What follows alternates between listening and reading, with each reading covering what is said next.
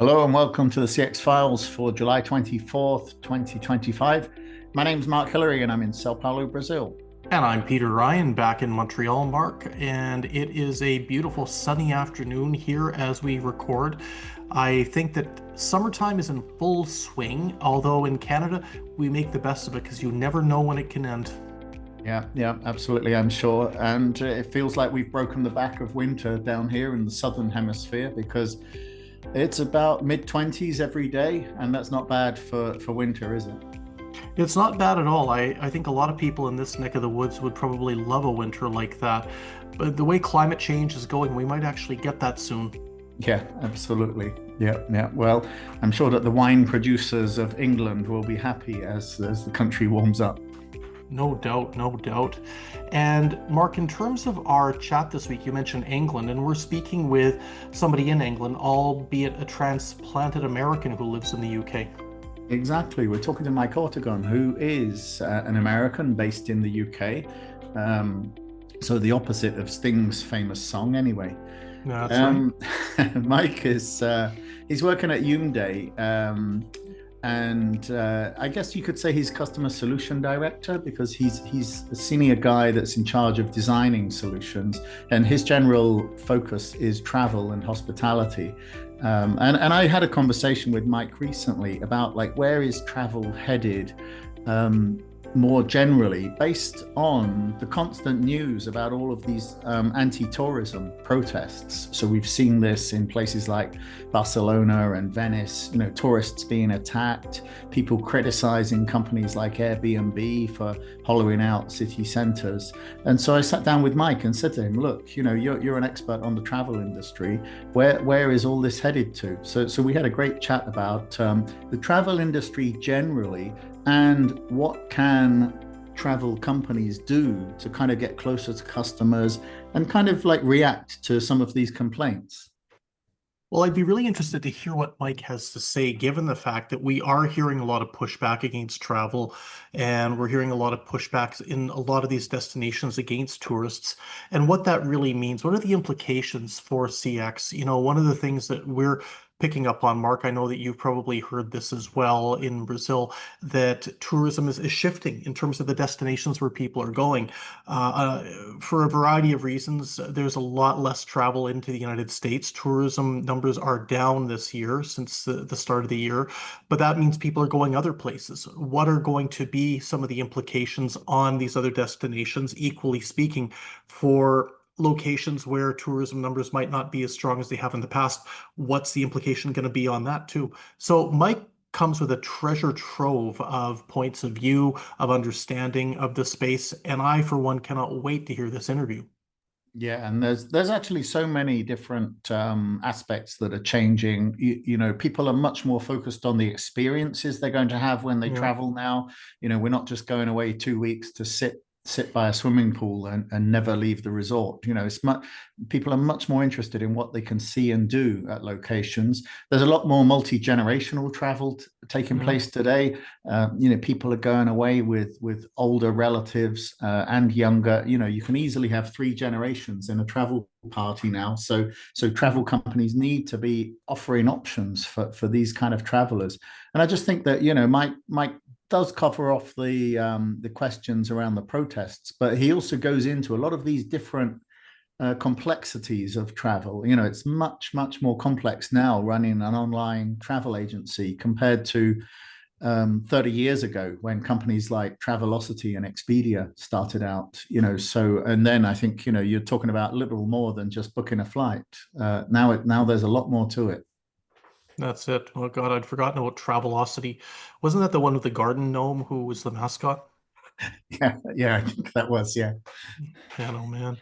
Well, very good. Well, let's head over to the interview that you did with Mike Ortegon from Yoummday and find out a little bit more what's in store for customer experience related to travel.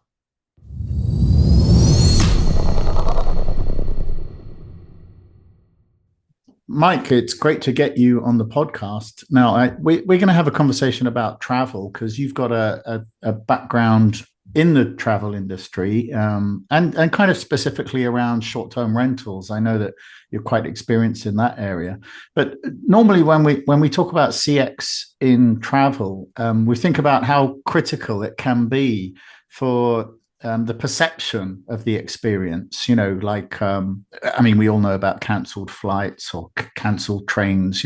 It can one cancellation can completely ruin that entire travel experience.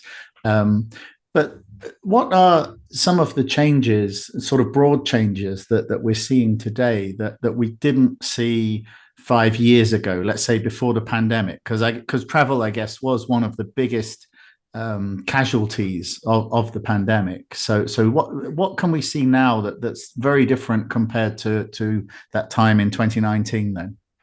Yeah, great and great to be here, Mark. Thanks for having me. I love this travel space a lot. And since the pandemic, I think one of the biggest shifts is around the customer is no longer about just service, right?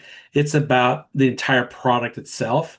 I think that's what's changed. So moving from sort of a reactive support model to something a little more proactive.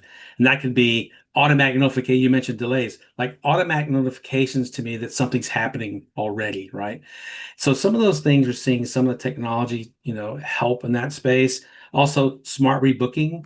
It's not uncommon to be overbooked somewhere, whether it's a plane or a hotel or even a short stay. Doesn't happen too often. And short stay, sometimes the booking's not there, but that's a different story, a different chapter.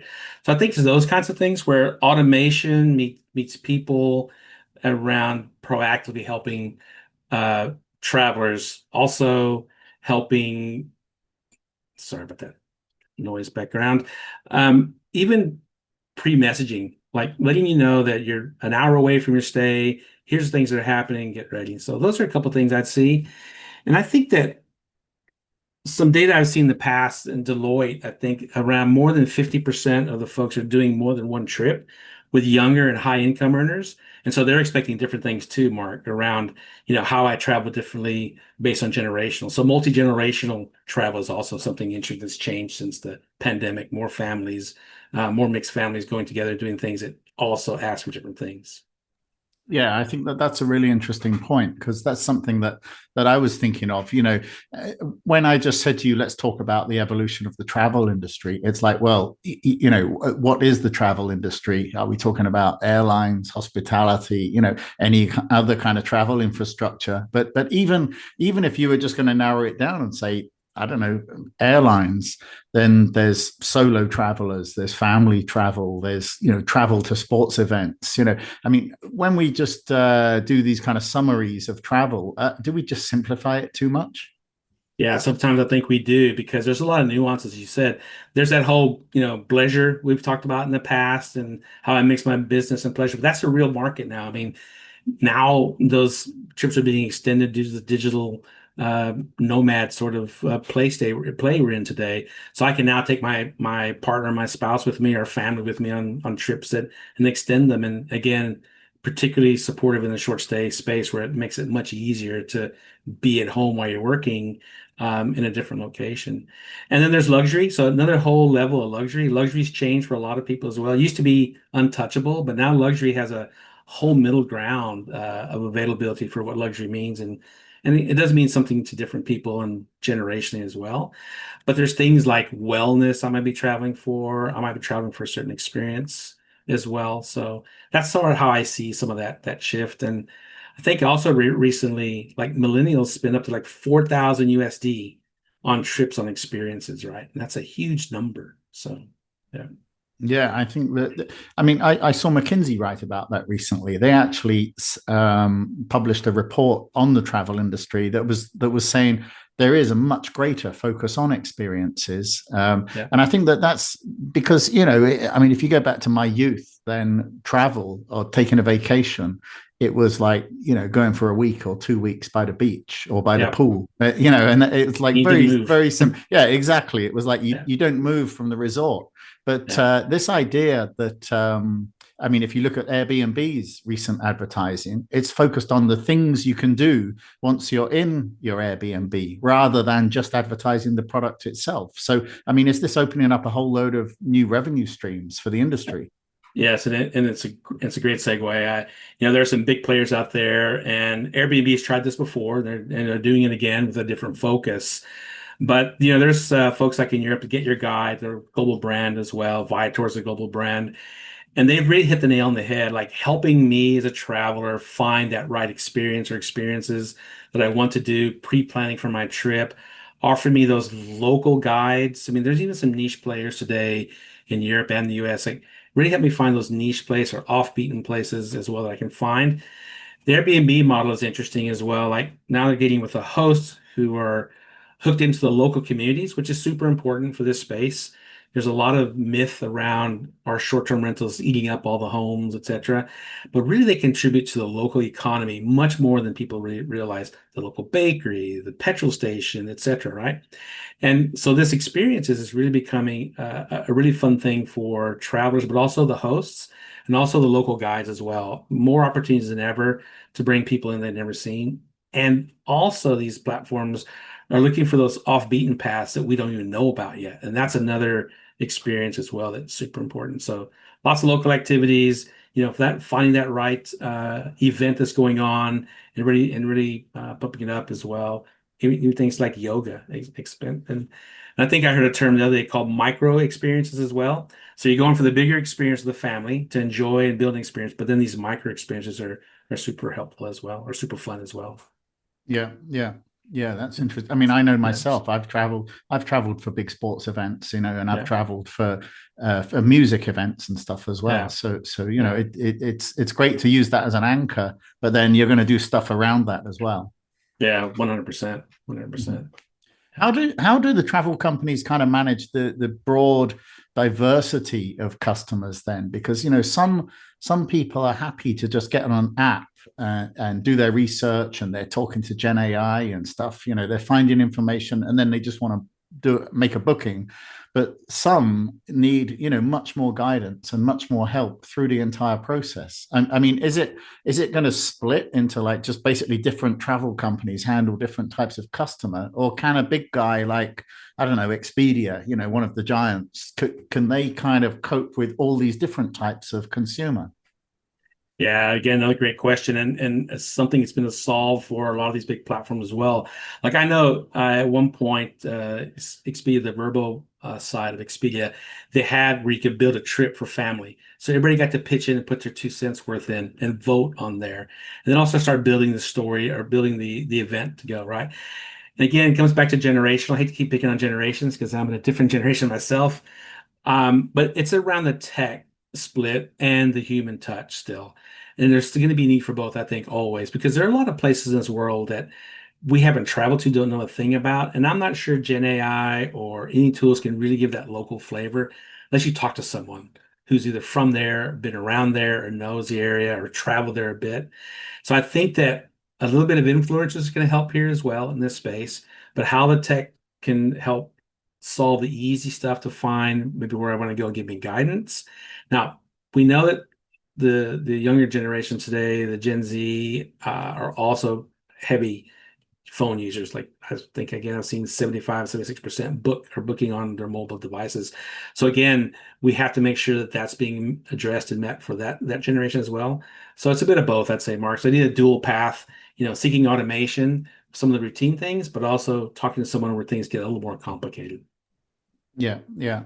And there's some markets, I mean, like the US, where this year they've seen a big drop in international visitors. Is there a sort of like a balance that different markets or travel companies can focus on regarding the domestic demand as well? I mean, Yeah. can like the US airlines, can they just like ramp up demand for domestic travelers if they're losing internet on the international side? Yeah, again, like big trend since COVID, and I remember, the numbers are skyrocketing for local travel. Get in your car, your SUV, and go and find a spot, right? And that has continued in the U.S. quite a bit. In the UK, it also rolled in as well to be a big deal. One, the weather. It's been some interesting good weather in the UK over the last couple of years, so local destinations have really done well on the coastlines and the Cotswolds and those types of areas as well. And so, to answer your question, is that the airlines can leverage some of that. I've seen some airlines opening new destinations that I hadn't seen before. Some of the local regional airlines are doing that as well. I think the cool thing about Europe is that the train system works so well. It's easy to find those other local destinations you get to as well, easily with the family, etc. The local destinations in the US are equally important when you're talking, again, multiple families coming from different destinations to meet in at point A, and they can bring their dogs with them, and etc. And that makes it even much better. And again, building those experiences, local experiences as well. I think in the US, bookings jumped about 200%, if I remember reading, for this local type of travel as well. And that all comes with the geopolitical issues going on, costs are higher, and also people are paying attention to, being more green, right? How do I help contribute my part to the world and making a greener planet as well? So there's definitely been a pivot. And I think each market has the opportunity to build upon that. And I know a lot of the big platforms, a lot of the property managers are trying to build their stories local as well, to get repeat business for those families just come every year. So there's a lot of that happening as well. Yeah, yeah. I mean, I'm certainly seeing that. For me to get from Brazil to Europe, obviously I need to fly unless I'm going to take a cruise ship, that takes a Right, week or something. But right. once I'm over, I'm planning to go there soon, and I'm going to the Netherlands, Germany, UK, Yeah. and everything will be by train. Yeah, exactly. And then there's some great opportunities to travel and train. I was in Switzerland at one time and traveled all entire Switzerland by train, just hopping off and on. It's a great experience. Something Hmm. we miss in the US for sure. Yeah, yeah, yeah. Yeah. Well, Amtrak's great if you're doing Yeah. long distance, though, Yeah. but it's the journey itself is the experience rather Yeah. than because you never know when you're going to get there. Yeah, exactly. So somehow my Instagram has had me hooked up with some pretty expensive train travel in Europe, but it's interesting to watch and see what some of the train trips are. They're amazing. Some amazing trips you could do. So, Yeah, yeah. I mean, yeah. a couple of questions back, you kind of referred to some of the travel protests, especially Yes. in Europe. I mean, we've seen this a little bit in the States, in like San Francisco and New York, Yeah. but it's much more focused in places like Barcelona and Venice. So a lot Yeah. of big destinations in Europe. And a lot of this protest has focused on the short term apartment lets, the kind of Airbnb Yeah. type short term lets. Right. How do these travel companies bring the revenue that they are clearly bringing revenue to these areas, but without sort of ruining the charm that makes people want to go there in the first place? Yeah. This is a great conversation. I mean, if you think of popular cities like the Florences and Barcelonas you mentioned, and the backlash is big. And there's two parts to the story, and I'll be honest. I mean, I went to Tenerife a couple of years ago, and all these protests are going on. I called and just was double, triple checking, like, should I still go?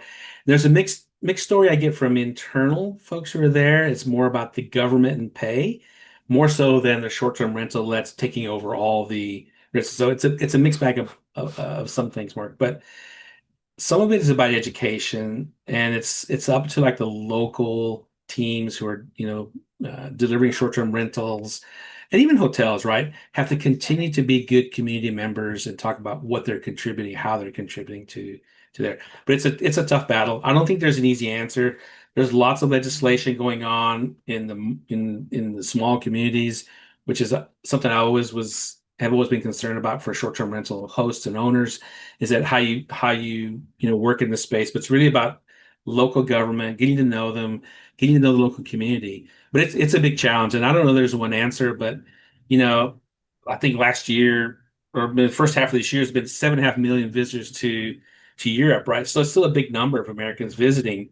Mm. And I think we need to take the pressure off some of those cities that are overfished, so to speak, and find those next tier two cities. Is another thing that I think a lot of the platforms are looking for, and a lot of hotels are looking at as well, short-term rental folks. Yeah. It's a tough question. It's a tough solve as well. But working with local government through permitting and having those framework and education, I think, are a real solve to that. Do you think that sometimes the short-term rental sector is it just gets beaten with a big stick over this issue when, if you look at cities like Barcelona, the number of hotel rooms is increasing, but nobody is Yes. going out there saying, let's build fewer hotels. Yeah, yeah. Well, again, Crossroads. This will give me a little trouble with my hotel friends, and but this is it. This is we think a lot of discussion about who was here first, and there's lots of space. But personally, there's plenty of room for hotels and short-term rentals and almost everywhere you go, and it fits the market, right? I mean, think about it. Expedia acquired HomeAway, which is now Vrbo, because it was another segment of travel. It's like Mm, 14% of the market today, short-term rentals across the world. That was like 1%, yeah. half a decade ago. So it's new, it's different. Neighborhoods don't like it. There's the 1 in 1,000 party houses that happen, and it puts a bad taste in people's mouths, right? And the neighbors don't like it, etc. But it's such a small number. It's back to education. It's also back to education about the owners as well. And then some travelers, to be quite honest, aren't very nice in properties. That they don't treat them very well. So that's Mm, another challenge. But it's all about making sure you have house rules and those types of things. But it's a big distribution, it's a big opportunity for local communities to sort of really get together and welcome this because again, restaurants, coffee shops, bakeries, the butcher. I mean, these folks are going to travel to be part of the community. So yeah, yeah, definitely. yeah, yeah.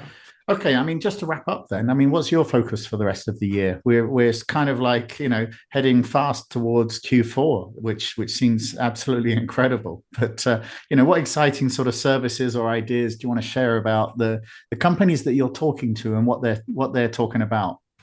Yeah, and yeah, you're right. Time is really flying. So a lot of the companies I get a chance to talk to, small and large, I know AI is the buzzword, but really it's about the stack of how do I weave this in to help me be a better operator or a better technology provider to the guest experience. Because I believe, in positive intent here, we're all trying to make that the best experience. People save for a long time and spend a lot of money on travel. So all of us in this industry try to make that the best experience possible. So we're seeing companies trying to build their stack of technology to help it make it easy.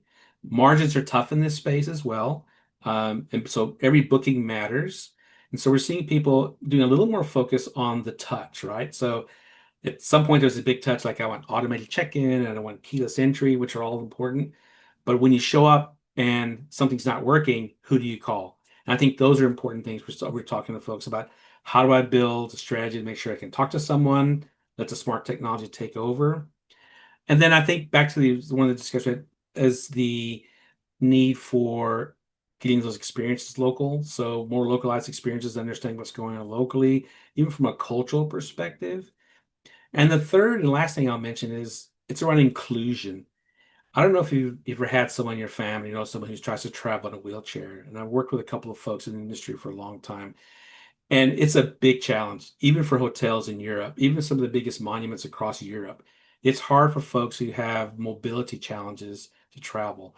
And I think that's something else that we in the big travel OTAs should really be putting a lot of focus on because there's a need and there's a huge market of travelers who don't get to travel like the rest of us who don't have mobility issues. So that's something else I'm talking to other folks about how we can help, how we can make those experiences better and give everybody else the same chance to have a great experience in travel. All right, that's a great update. Thanks a lot, Mike. Super. Thanks a lot.